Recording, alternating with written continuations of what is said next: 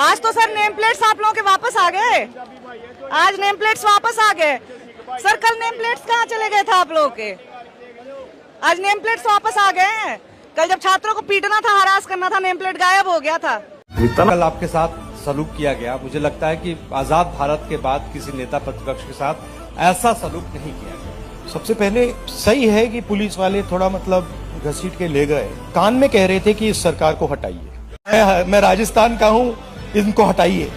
हम सिर्फ वर्दी पहने हैं। दूसरा कह रहा है मैं हरियाणा का हूं, इनको हटाइए।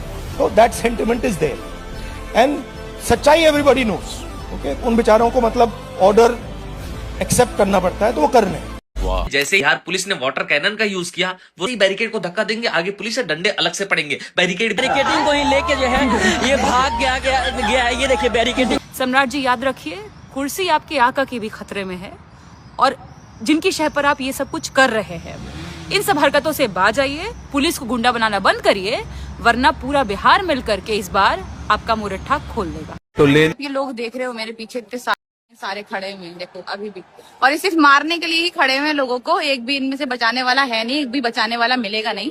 सारे के सारे अभी भी वो ही हैं जिन्होंने कल बच्चों को लाठियों से मारा है। संसद मार्च के दौरान पुलिस कर्मियों ने लड़कियों के साथ जानबूझकर बदतमीजी की। क्या ये गंदी हरकतें आंदोलन में सक्रिय लड़कियों का मनोबल तोड़ने के लिए की गई? क्या ये लाठियों और आंसू गैस के गोलों से न डरने वाली लड़कियों को डराने की नई भाजपाई तरकीब? छात्रों पर लाठी बरसाते वक्त तमाम पुलिस कर्मियों ने अपनी नेम प्लेट उतार दी थी। क्या सादे कपड़ों वाले और नेम प्लेट हटाकर छात्रों पर लाठी चार्ज करने वाले पुलिस कर्मियों से कोई सवाल नहीं पूछा जाएगा? क्या बिना वर्दी पहने और बिना नेम प्लेट लगाए किसी पुलिस कर्मी को आम जनता के खिलाफ बल प्रयोग करने का अधिकार है? जैसे प्रोटेस्ट चल रहा है ना, और सबको एकजुट होकर चल रहे हैं, मैं ये चाहती हूँ कि जब तक हमें इंसाफ ना मिले, जब तक ये इस्तीफा ना दे ये सोकल सरकार, तब तक एक साथ होकर ही चलना है। और लिटरली दिल खुश हो गया कि भाई इतनी लाठी चार्ज होने के बाद भी सब कोई साथ में है, और साथ में ही होना चाहिए, क्योंकि जब तक हमारा हिंदुस्तान साथ में नहीं होगा तब तक हम लोग कुछ नहीं कर पाएंगे। कितना अच्छा बात बोला बहन। मैं 1 घंटे से हूँ जंतर मंतर पे, और इधर मैंने देखा कि सब लोग बहुत ही पीसफुली प्रोटेस्ट कर रहे हैं। और पता नहीं है कौन बोल रहा है, दहशत फैला रहे हैं, और सब लोग एक दूसरे की हेल्प कर रहे हैं। इतना खाना लेकर बाहर से जब मैं आ रही थी, इतना सारा खाना पानी सब लोग लेकर आ रहे हैं, और अंदर भी everyone is helping each other. कोई किसी को हवा कर रहा है, पंखा कर रहा है, खाना दे रहे हैं, सब एक दूसरे की मदद कर रहे हैं। कुछ भी मतलब पता नहीं फालतू की बातें कि दहशत फैला रहे हैं। मुझे लगता है ये कोई बाहर से ही आ जाते हैं और वो आके दहशत फैलाते हैं, फिर वो चीज बढ़ जाती है। 50,000 लोग थे प्रोटेस्ट में, और 30 दिन से बहुत सारे पहले से बैठे हुए हैं, लेकिन एक भी लड़की की अभी तक शिकायत नहीं आई कि किसी ने मुझे गलत कमेंट किया। इकलौता ही काफी बड़ा सबूत है ये बताने के लिए कि वो कितने सभ्य, कितने एजुकेटेड और कितने फोकस्ड विजनरी बच्चे हैं। इससे ज्यादा तुम कितना भी आर्ग्यू कर लो बेकार है, क्योंकि हमें भी पता है कि दिल्ली लड़कियों के लिए कितनी सेफ है।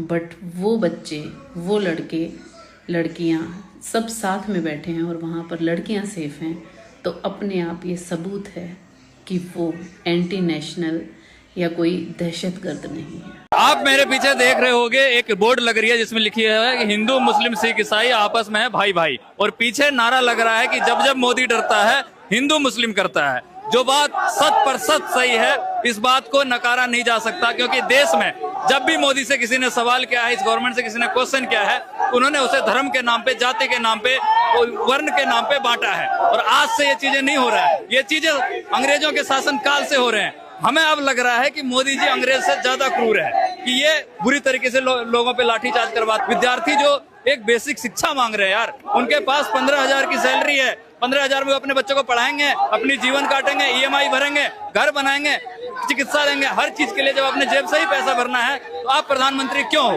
और इसी मांग को लेकर यहाँ पे सारे लोग यहाँ पे खड़े हुए हैं। सोचिए 500 के दिहाड़ी में मोदी जी टैक्स ले लेते हैं, समझ रहे हो? 500 के दिहाड़ी में टैक्स ले लेते हैं, लेकिन उसी मजदूर को मोदी जी शिक्षा फ्री नहीं दे पाते हैं। शिक्षा देते हैं तो अंधी लंगड़ी शिक्षा देते हैं। Primary school, middle school, higher school, किसी भी स्कूल के शिक्षा देख लो बेकार हुई पड़ी है। अपर स्कूल शिक्षा देख लो, पेपर लीक हो जाते हैं।